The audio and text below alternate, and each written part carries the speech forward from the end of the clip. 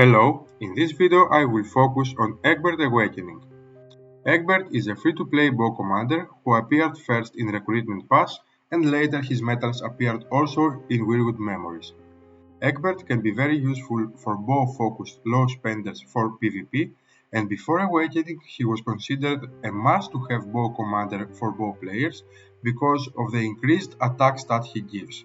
He gives higher attack stats than the rest of the commanders.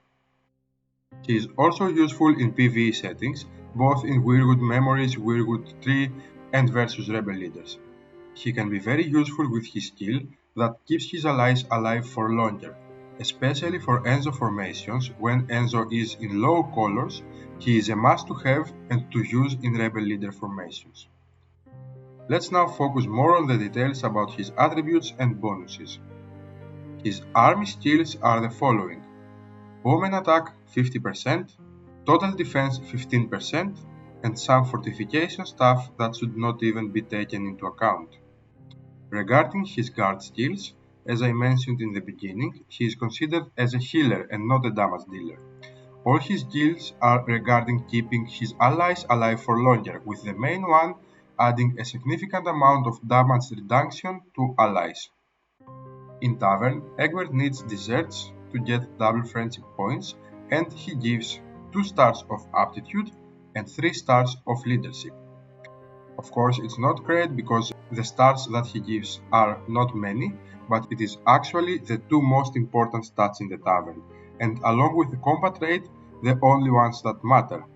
Especially leadership, it is the one that matters the most, and every free-to-play commander that gives leadership is good. Let's now focus on his Awakening. In the second Awakening star, as always, 1 more star will be added in all his friendship bonuses in Tavern, increasing them to 3 stars of aptitude and 4 stars of leadership. In the third star, his army skills will be increased by 60%, resulting to 80% bowman attack and 24% total defense. I don't even count, of course, the fortification thing. Besides the stats given by the army bonuses, we also have the hidden abilities, where Egbert gives 24% bow attack and 14.4% total defense, of course also some fortification stuff. Combining these, Egbert Awakened gives in total 104 bow attack, which is crazy, and 38.4% total defense. And these all are in the third star. However, the most important in the Commander's Awakening is of course the Awakening skill at 4 stars. Let's now see the skill of Egbert. After the battle begins, increase the attack of all allied bowmen lineups by 90% more for 15 seconds. So, is this a good skill? It depends on the perspective. If you are a bow player, you need a skill that actually has an effect during the battle to make you stronger in PvP, and Egbert's skill is good with respect to that, in contrast to Sansa's skill that was a disappointment to bow players, although the rest of us liked it. The 90% attack given by Egbert's skill is huge, and even if it is for only 15 seconds, it is quite important, especially in defense where bows start fighting from the beginning, not as the rest of the lineups.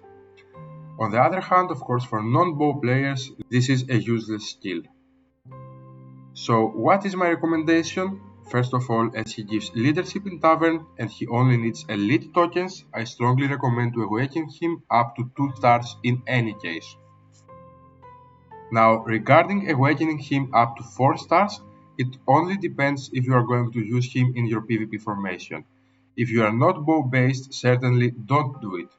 If you are a bow player and you don't use any synergies and any super useful bow commanders, and you can replace one to get Egbert, then certainly do it. For low spender and free-to-play players, Egbert is really a very important commander to have for PvP.